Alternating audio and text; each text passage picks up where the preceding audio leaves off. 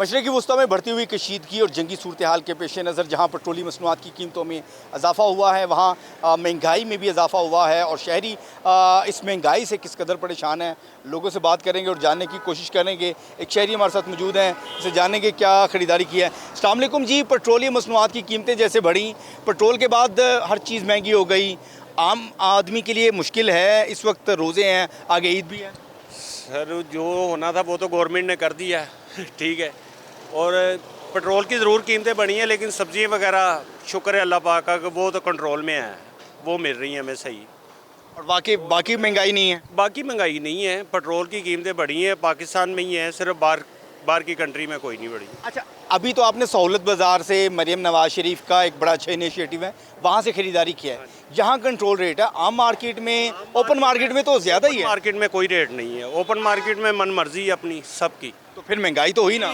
ये जो रमज़ान बाज़ार है इसमें है, हम तो इसकी जहाँ भी हों रमज़ान बाज़ार से शॉपिंग करते हैं या चीज़ें घर की जो है ज़रूरियात की चीज़ें वो ख़रीदते हैं। अच्छा, अभी आपने क्या क्या ख़रीदारी की है और ओपन मार्केट की निस्बत यहाँ पर कितना सस्ता मिला है? मैं समझना चाहता हूँ कि कितना फ़र्क है। तकरीबन 30 से 40% है। क्या क्या ख़रीदारी की है? मैं कि टमाटर, प्याज, आलू, मैं गोश्त, ये चीज़ें। आगे ईद है, ईद की ख़रीदारी कर ली है या अभी आपकी भी ईद की ख़रीदारी पेट्रोल की नज़र? हमारी पहुँच से बहुत दूर है ये नहीं, मैं समझा नहीं, वो पेट्रोल की वजह से या वैसे? कि जिसके तो 5-6 बच्चे हैं ना घर में, वो उसके तो पहुँच से दूर है। ख़रीदारी जो शॉपिंग है ना ईद की, वो नामुमकिन है। तो आपने भी ईद का सूट सिलवाया या पुराना पहनना है? ये पुराना ही पहनेंगे, खाने के लिए मिल जाए यही बहुत है तो बेगम बच्चे हैं वो, भाई उनको तो ईद ही देनी है। अल्लाह वारस है जी। वो जैसे मैंने अब 2 बेटियों की शादी की हुई है, उनको भी देनी है ईद, लेकिन नहीं है गुंजाइश। अभी तक कुछ नहीं लिया, नहीं किया, कुछ भी नहीं किया। चंद दिन रह गए ईद में, तो बड़ी मुश्किल सूरत हाल है कि खाना पूरा करें या ईद। बस जी खाना ही पूरा कर सकते हैं और कुछ नहीं कर सकते। ये तो गवर्नमेंट की मेहरबानी है, अगर कुछ कर दें तो गवर्नमेंट की मेहरबानी हो सकता। कोई पैगाम देना चाहेंगे आखिर में? मैं चाहूँगा सर यही है कि जो गरीब आदमी उसका को एहसास करे गवर्नमेंट, बस गरीब आदमी का एहसास करें। देखें जो गाड़ियों वाले हैं या ज़्यादा ये ब्यूरोक्रेट जो हैं वो तो अपने मर्ज़ी से सौदा ख़रीद लेते हैं, क्योंकि उनका कौन सा पॉकेट में जाना है, पॉकेट्स में तो हमारी से जाना है। तो इस वजह से ये जो है ना, उनके तो अलाउंसेस भी तो होते हैं। वो तो सर उनका तो हर चीज़ है, उनकी तो हर चीज़ है। उनको तो कार्ड मिले हुए फ्यूल के, हमने अपनी जेब से डलवाना है। चलें, बहुत शुक्रिया जी, आप गुफ्तगू सुन रहे थे। लोग ईद की ख़रीदारी करना चाहते हैं मगर गुंजाइश नहीं है। वो 2 वक्त की रोटी पूरी करें या फिर वो ईद की ख़रीदारी कर लें। बच्चे हैं, शख्स से बात की शहरी से, पेट्रोलियम मसनूआत की कीमतों का भी असर है। सहूलत बाज़ार में सस्ता सामान मिल रहा है, मरीम नवाज शरीफ को क्रेडिट जाता है, हम उनके शुक्रगुजार हैं। मगर जो पेट्रोलियम मसनूआत की कीमतें बढ़ी हैं उसकी वजह से लोगों का गुजर बसर मुश्किल हुआ है। और लोगों से बात करते हैं, आएँ जी, और लोगों से बात करने की कोशिश करते हैं, जानते हैं। अस्सलाम वालेकुम जी। जी वालेकुम अस्सलाम। सहूलत बाज़ार से ख़रीदारी करने के लिए आए हैं, सस्ते रेट होते हैं यहाँ पे? नहीं बेटा, डेफिनेटली बड़ा फ़र्क है। मैं मेन मार्केट गुलबर्ग से आता हूँ, वहाँ मेरी रिहाइश है, तो मैं स्पेशली इधर ही आता हूँ शॉपिंग करने के लिए। मतलब काफ़ी डिफरेंस है। अभी भी पता नहीं आप लोग वहाँ जाते ही नहीं है शायद, अभी भी आलू वहाँ पे 50 रुपये किलो दे रहे हैं, प्याज जो है वो 100 रुपये से ऊपर दे रहे हैं। वहाँ पे बेटा कुछ चेक नहीं कर रहा। यहाँ पे ये लोग हैं, ये बेहतरीन रेट है, गवर्नमेंट ने अच्छा है एक इनिशिएटिव। ये समझना चाहते हैं हम कि पेट्रोलियम मसनूआत की कीमतें बढ़ी हैं, महंगाई में किस कदर इजाफा है, आम आदमी के लिए कितना गुजर बसर मुश्किल है? मुश्किल हो गया। पेट्रोल से तो आपको पता हर चीज़ को इफेक्ट करती है, वो कोई भी चीज़ हो। आप भी जैसे ट्रैवल करके हैं बेटा, आपके भी आप पे भी इफेक्ट हुई है, आपकी जो सैलरी मिलती है डेफिनेटली, क्योंकि मैं भी सैलरीड पर्सन था, तो बेटा सैलरी तो इफेक्ट करती है ना। वो सैलरी परसेंट का तो गुजारा बड़ा मुश्किल हो गया जी। अब ईद है आगे। बिल्कुल ऐसे ही है, फिक्स आमदनी है बेटा, हम तो ना बढ़ा सकते हैं ना कुछ हराम हम खा नहीं सकते। तो ये बेटा बस एक है, अल्लाह ताला इनको हिदायत दे, ये बेहतरी करें। क्योंकि पूरे वर्ल्ड में मैंने देखा, कल मैं ग्राफ देख रहा था, सबसे ज़्यादा जो इंक्रीज़ है वो पाकिस्तान में हुई है। 20.5 मेरा ख्याल में 0.65% जो है ना, बाकी बिलो 5% है सारे। सिर्फ एक ये वाहिद मुल्क है जिसमें 20% से अबव जो है ना वो इंक्रीज़ हुई है ऑयल की मद में। अच्छा, अब खाम माल तेल की कीमतें इंटरनेशनल मार्केट में कम भी हो रही हैं, लेकिन अभी तक हमारी कम नहीं हुई है। लेकिन 119 पे गया है और कल 82 पे था, आज शायद मैंने सुना था 89 या 88 पे आ गया है। तो फिर भी कितना फ़र्क पड़ा है, लेकिन यहाँ पे कोई रिलीफ नहीं है। पहले 15 दिन के बाद चेंज होती थी, अब इन्होंने एकदम चेंज करके तो बेटा ये डीलर्स को फ़ायदा दे दिया। मेरे हिसाब तो यही कहता है कि जो डीलर्स हैं जिनके पास स्टॉक था उनकी मौजें लग गई हैं, मतलब 52 53 और रुपये। यहाँ पर तो ये भी बात थी कि हमारे पास तो ज़ख़ीरा मौजूद था, अभी तो हमने पुराना पेट्रोल था, लेकिन उसमें हाँ 1 महीने का कह रहे थे हमारे पास है, लेकिन वो पता नहीं फिर किधर गया बच्चे, वो कहाँ चला गया ज़ख़ीरा। वो इनके अपने काम ही आता ज़ख़ीरा, आम आदमी तक तो रसाई नहीं होती ना ये। अब एक आम ज़ख़ीरा उसी में से सेल होनी थी ना, 15 दिन के जो प्राइस निकालते हैं वो उसी में से निकालते हैं ना। आपके पास स्टॉक होता है डेफिनेटली वो बेटा पिछले रेट पे ही होता है ना।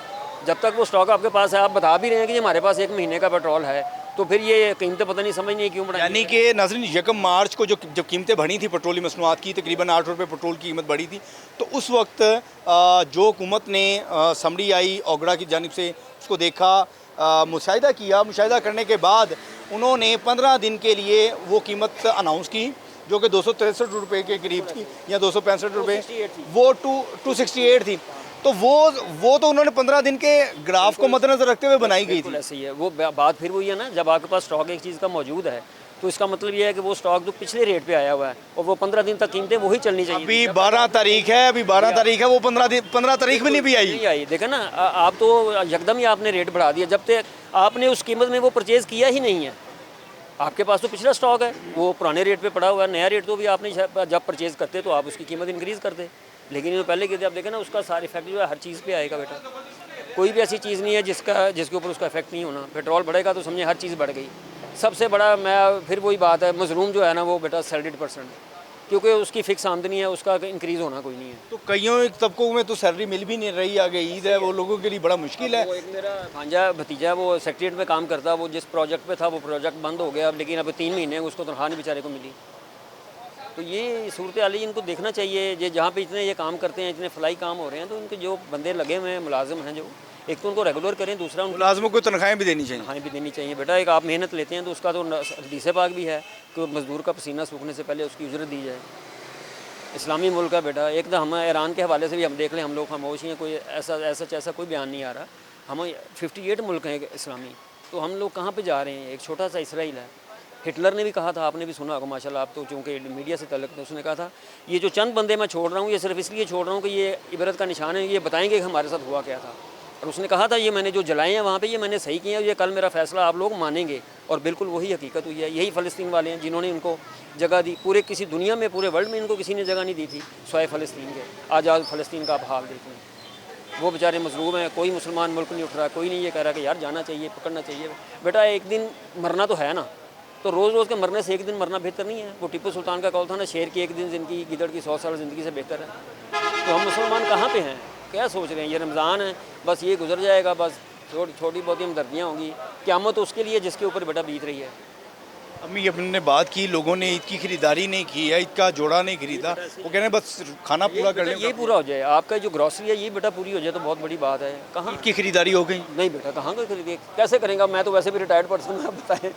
तो वो घर पे मामला चलाऊँगे बेटा, ये ठीक है, अल्लाह ताला ने जो दिया बेहतरीन, अल्लाह का शुक्र है बेटा, अल्हम्दुलिल्लाह, उसकी मेहरबानी है। अपने हबीब के सदक़े उसने बहुत नवाजा जी। चलें, कोई पैगाम आखिर में देना चाहेंगे? यही है हुकूमत के लिए, ये पैगाम है कि यार लोगों का कुछ सोचो। जो हुकूमत भी हो बेटा, जब तक वो लोगों का नहीं सोचेगी बच्चे, वो आगे नहीं चल सकती। देखे ना, मुआशी हालात जब तक रियासत भी रियाया से होती है जी। बिल्कुल ऐसे ही है, जब तक आपका मुआशी हालात नहीं ठीक होंगे आप आगे नहीं जा सकते। एक बंदा आप भी काम पे आए हैं, आपकी सोच है यार मैंने आटा लेना था, मैंने चीनी लेनी है, बच्चों की फ़ीस देनी है, ये करना है, आपका ज़हन बजाय आपकी जो जॉब है उसकी बजाय आपका ज़हन उधर चल रहा होता है। तो बेटा जो बंदा जॉब करता है उसके लिए हर ज़हन में जो मुआशी चक्कर है, हर चीज़ महंगी है, सैलरीड पर्सन, सैलरी फिक्स है, अब उसी में वो कैलकुलेट करता है उसको मैं क्या करूँ यार। और शादी ब्याह कोई आ जाए, ईद आ गई है, बच्चों को ईद लेनी है बेटा, उसके लिए वो परेशान है, क्योंकि उसके लिए इंक्रीज़ कोई नहीं है ना, उसका तो वही फिक्स है, उसी में बेचारे ने करना जो भी करना, या उधार पकड़ेगा तो वो वापस भी देना है। तो इसलिए हुकूमत से यही है बेटा कि लोगों का कुछ सोचें, लोगों को सहूलत देंगे तो ये अल्हम्दुलिल्लाह हर चीज़ ठीक है, कोई इशू नहीं होगा।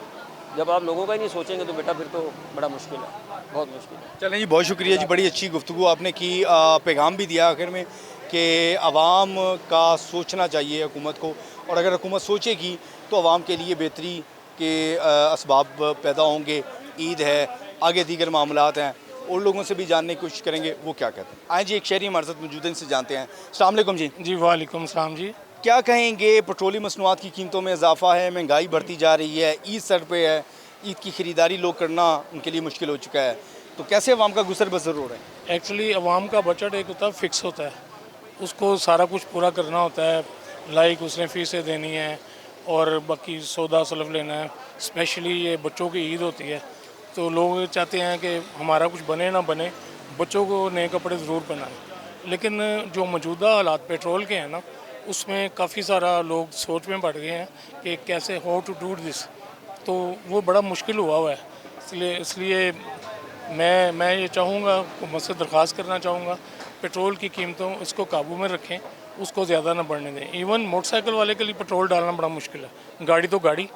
तो ये मैं समझता हूँ ये ठीक नहीं है इतना ज़्यादा रेट बढ़ाना। अच्छा, क्या समझते हैं कि रमज़ान के भी गुजर रहा है और ईद भी सर पे मौजूद है, सस्ती अशिया सहूलत बाज़ार बेहतरीन है, मगर लोगों की जो क़ुव्वत ख़रीद है वो यहाँ पर भी हम देख रहे हैं बहुत कम है। ख़रीदारी करना बड़ा मुश्किल काम बन चुका है। 2 वक्त की रोटी, अफ्तार, सहर, ये इंतज़ामात बड़े मुश्किल हैं। जी, मैं सबसे पहले तो अर्ज़ ये करूँगा, मैडम मरियम साहिबा का मैं बड़ा शुक्रगुज़ार हूँ। मैं यहाँ बाज़ार में आया हूँ, इट इज़ वेरी ऑर्गेनाइज्ड, बड़ा अच्छा है। मुझे बड़ी खुशी हुई है। स्पेशली इसमें उन्होंने ना ये जो सौदा सलफ है उसके ऊपर हर एक के ऊपर कीमत लगाई हुई है। पहले रेट लिस्ट अवेज़ा होती थी, पता नहीं चलता था दुकानदार का कि क्या वो चार्ज कर रहा है क्या नहीं चार्ज कर रहा। अब रेट लिस्ट लगने से बड़ी आसानी हो गई है, तो दुकानदार ज़्यादा चार्ज नहीं कर सकता। और मैं एक और दरख्वास्त ये करूँगा कि ये जो चीज़ें एक्सपायर हो जाती हैं ना, वो भी यहाँ पर मौजूद हैं, उनका कोई सिस्टम होना चाहिए। तो वो आपने निशानदेही करवाएंगे अगर कोई ऐसी चीज़ है तो? मैं अभी टमाटर लेने लगा, सॉरी लीमू लेने लगा था। लीमू जो है ना बड़े पुराने थे, ठीक है। एक जगह अमरूद बड़े पुराने थे और एक जगह प्याज बिल्कुल छोटा छोटा था, जबकि प्राइस वही चार्ज कर रहे हैं जो लिखी हुई है। वैसे ओवरऑल अच्छा है। हाँ, overall good, overall very good. चलें, और भी शहरी मौजूद हैं, इनसे बात कर लें कि वालिद साहब ने बात कर ली है। चलें, एक ही बात होगी। आएँ जी, और लोगों की तरफ चलते हैं और कोशिश करते हैं कि उनकी कहानी सुने, वो कहाँ से आए हैं ख़रीदारी करने के लिए। यहाँ गोश्त की दुकान पे काफ़ी रश दिखाई दे रहा है, इस तरफ चलते हैं और जानने की कोशिश करते हैं। अस्सलाम वालेकुम जी। वालेकुम अस्सलाम। क्या हाल चाल है जनाब, ठीक हैं? ख़रीदारी करने के लिए आए हैं? जी, सहूलत बाज़ार है, कैसा बाज़ार है? इसमें वाकई काफ़ी सहूलत है और रेट बहुत मुनासिब हैं, मार्केट से बहुत ज़्यादा कम। और उनकी मॉनिटर भी अच्छी तरह करते हैं। यहाँ पे वो फिरते रहते हैं लेके स्पीकर और उसमें बताते रहते हैं कि कोई पैसे रेट लिस्ट से ज़्यादा ना दे। और दुकानदार बेचारे बड़े तंग हैं, वो कहते हैं मरीम ने ये दुकानें दे के हमें ख़रीद ही लिया है। तो बहरहाल काफ़ी मरीम नवाज शरीफ को ये क्रेडिट जाता है, उनको मुबारकबाद के मुस्तहिक हैं वो। हाँ जी, बिल्कुल, बहुत ज़्यादा क्रेडिट जाता है और बहुत ज़्यादा कम रेट है, बेहतर है, बहुत अच्छा है। अभी गोश्त लेने आए हैं, कितना मार्केट से फ़र्क है? ये 1600 रुपये दे रहे हैं मटन और 750 रुपये ओपन मार्केट में तो 250-3,000 रुपये। 2800 जी बिल्कुल है। बस ये है कि ये ज़रा पानी वाला है गोश्त। पानी वाला गोश्त सही रहता है? नहीं, उसमें पानी होता है, वज़न का थोड़ा फ़र्क होता है। बहरहाल ये है, इसमें ये फॉल्ट है बस। और गज़ाइयत पूरी होती है इसमें? हाँ, उसमें है तो पूरी। अच्छा, चले, मुतमईन है तो काफ़ी इतना रश है। हाँ, ओवरऑल बहुत अच्छा है, बहुत अच्छे रेट्स हैं। फलों और सब्जियों से तो काफ़ी लोग हाँ, मुतमईन नहीं हैं। काफ़ी, सबसे ज़्यादा मुतमईन। बस ये इसमें ये है कि ये पानी वाला गोश्त है, मटन। चले, ये हम जानना चाहते हैं कि पेट्रोलियम मसनूआत की कीमतें बढ़ी हैं। पेट्रोल की कीमतें बढ़ने से महंगाई और आम आदमी की मुश्किल में या उसके 2 वक्त की रोटी में किस कदर मुश्किल हुई है या उसके लिए आसानी ही है? देखें, पेट्रोल जो है जब बढ़ता है तो हर चीज़ पे असर पड़ता है। सबसे पहले आटा महंगा, ट्रांसपोर्टेशन तो हर जगह होती है, हर चीज़ पे असर पड़ता है। अब पेट्रोल तो वापस चला जाएगा लेकिन ये चीज़ें वापस नहीं जाएंगी। पैगाम फिर देंगे हुकूमत को कि भाई वो ये चीज़ें भी वापस करें। यानी कि जो पेट्रोल तो वापस हो जाएगा जो गवर्नमेंट का रेट है, लेकिन जिन चीज़ों की कीमत बढ़ जाएगी वो वापस नहीं जाएंगी। और हर चीज़ पे असर पड़ेगा, हर चीज़ पे पड़ता है असर, ये फैक्ट है। हमने लोगों से बात की, ईद की ख़रीदारी अभी लोग नहीं कर पा रहे, जैसे आखिरी अशरा है, बाज़ारों में रश नहीं है और लोग कह रहे हैं अनाज पूरा करें, 2 वक्त की खाना पीना, सहर अफ्तार का इंतज़ाम करें या ईद की ख़रीदारी करें। तो है, महंगाई बहुत ज़्यादा है और वाकई लोगों में बाज़ारों में इतना रश नज़र नहीं आ रहा जैसे पहले होता था। क़ुव्वत ख़रीद इंसान की ख़त्म हो गई है हर चीज़ में।